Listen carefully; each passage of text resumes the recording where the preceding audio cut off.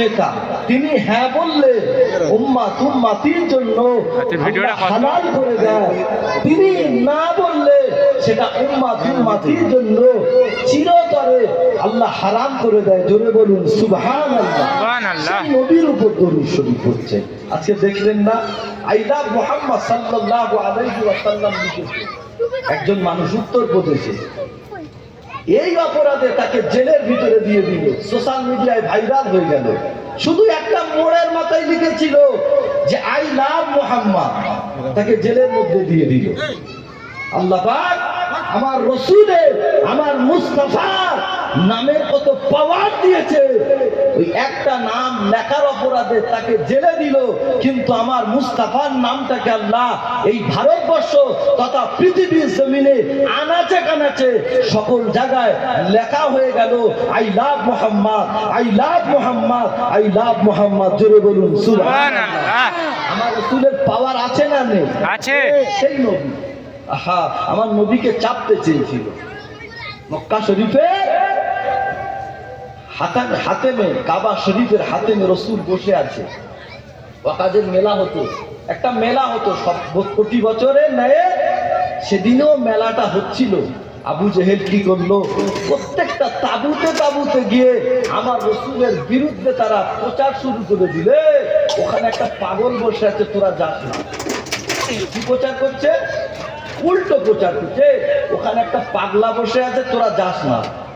তারা কোনোদিন পাগলা দেখেনি, তাদের মনের ভিতরে কৌতুক সৃষ্টি হলো, আরে জীবনে তো পাগলা দেখিনি, পাগল তো দেখিনি, অন্তত দেখে আসি না পাগল কেমন। প্রতিটা তাবুতে ধীরে ধীরে মানুষ কাবা শরীফের চাতানে ভিড় করতে লাগলো। জোরে বলুন সুবহানাল্লাহ। তারা কানে এরকম জামা দিয়ে, কানে তুলো দিয়ে এমন করে এসেছে, কারণ কি বলে আমরা শুনবো না, কারণ আবু জেহেল তো মানা করে দিয়েছে। কাবা শরীফের চাতানটা গোল করে ঘিরে দাঁড়িয়ে আছে, আর আমার রাসূলুল্লাহ আল্লাহ পাকের মহাবাণী কোরআন শরীফটা তেলাওয়াত করছিলেন। জোরে বলুন সুবহানাল্লাহ। আরে মুসলমান ঘরের ছেলেরা, যুবকেরা, তরুণেরা, ওই অকাজে মেলাতে যখন আল্লাহ নবীর বিরুদ্ধে আবু জেহেল চক্রান্ত করলো, যেন মুহাম্মদ আল আমিনের কথা কেউ যেন না শোনে, তাবুতে গিয়ে মানা করতে লাগলো, ও তাবুর মালিকেরা, তোমরা কাবা শরীফের চাতানে যাবে না, তোমরা কাবা শরীফের চাতানে যেও না, কেননা ওখানে পাগল বসে রয়েছে। আমার আল্লাহ পাক কি করেছিলেন? আমার আল্লাহ পাক সকলের মনের মধ্যে আমার আল্লাহ কৌতুক সৃষ্টি করে দিলেন।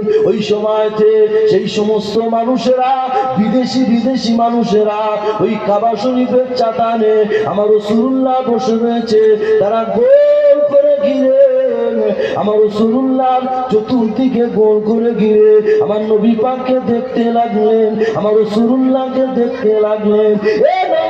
তরুণেরা, নবী পাকের প্রেমিকেরা, আমার রাসূলুল্লাহকে দেখে তারা তাদের মনের ভিতরে যে কুচক্রান্ত ছিল, কুচিন্তা ছিল, তাদের অন্তরের ভিতর থেকে ওই খারাপ চিন্তাটা দূর হয়ে গেল।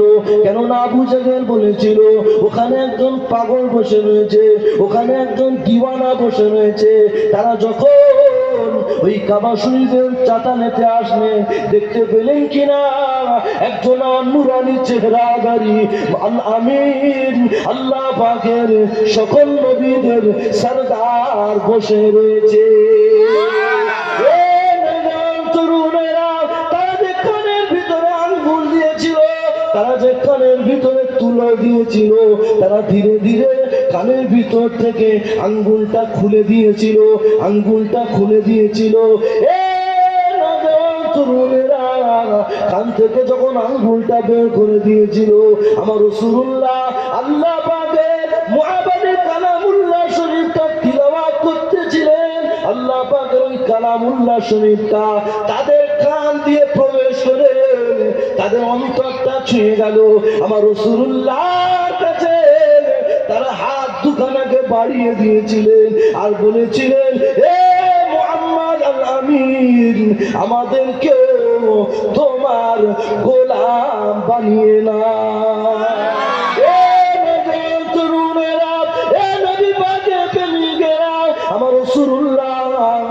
ওই দিনে যে তাদের আমার নবীর হাতে হাত দিয়ে সকলকে ইমানের কলেমা পড়িয়ে মুসলমান করে দিলে।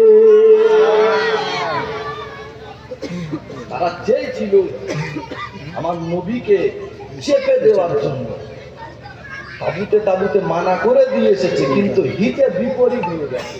ওরা জানতো না, আরো উপকার হতো যদি না দিয়ে বলতো,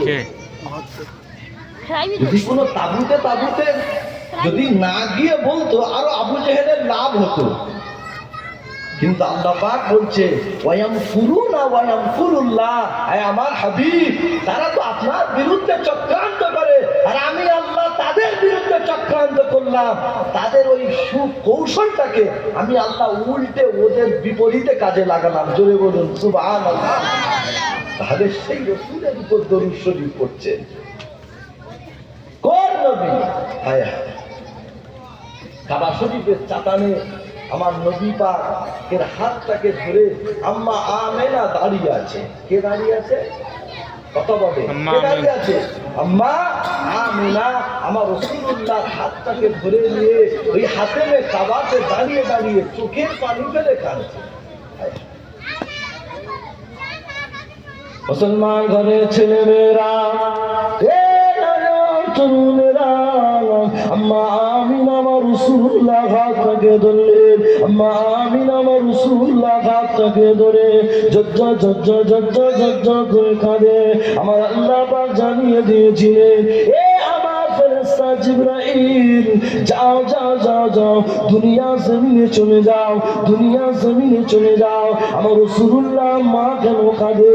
আমার রাসূলুল্লাহ মা কেন কাঁদে? কেননা আমি আল্লাহ আমার রাসূলুল্লাহ মায়ের চোখে পানি সহ্য করতে পারি না। আমি আল্লাহ আমার আরশ আজিম তুলে যাচ্ছে। যাও যাও, আমার রাসূলুল্লাহ মা কেন কাঁদছে একটু জেনে আসো। হযরত জিবরাইল আলাইহিস সালাম আসলেন, আম্মা আমেনাকে জিজ্ঞাসা করলেন, ও আম্মা আমেনা, কেন কেন কেন কেন তুমি এই কাবা শরীফের চাতারে দাঁড়িয়ে দাঁড়িয়ে চোখের পানিটা ফেলতে থাকো? কিসের জন্য কাঁদো? কেন কাঁদো?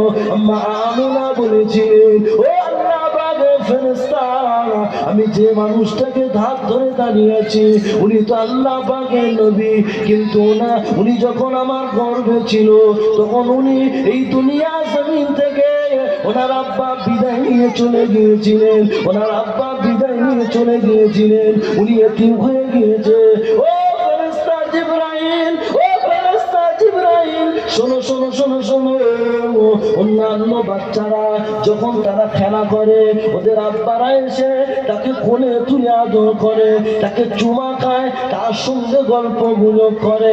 শুধু তাই নয়, তাদের আব্বা তাদের পিতারা তাদেরকে নিয়ে অন্যান্য জায়গাতে বেড়াতে নিয়ে যায়, ঘুরতে নিয়ে যায়। কিন্তু আমার এতিম নবী, আমার নূর নবীকে কেউ ঘুরতে নিয়ে যায় না, আমার রাসূলুল্লাহকে কেউ ঘুরতে নিয়ে যায় না, আমার মুস্তাফাকে কেউ ঘুরতে নিয়ে যায় না। এ যুবকেরা, আমার আল্লাহ পাকের আরশ আজিম তুলে গেল। আমার আল্লাহ পাক জিবরাইলকে জানিয়ে দিলেন, এ জিবরাইল, যাও যাও, আমার আম্মা আমেনাকে, আমার রাসূলুল্লাহ মা আমেনাকে গিয়ে জানিয়ে দাও, অতি শীঘ্রই খুব তাড়াতাড়ি একটা সময় আসবে, যে সময়ে আমি আল্লাহ পাক আমার হাবিবকে আমার কাছে নিয়ে আসবো।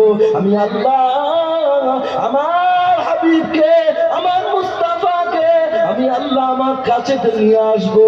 শুধু তাই নয়, এই সাত আসমানকে পাড়ি দিয়াবো। শুধু তাই নয়, আমি আল্লাহ আমার হাবিব আমার নূর নবীকে আমার সামনে বসে আমার রাসূলুল্লাহর সঙ্গে গল্প করতে থাকবো। আরো জোরে বলুন সুবহান। সেই নবী কোন নবী?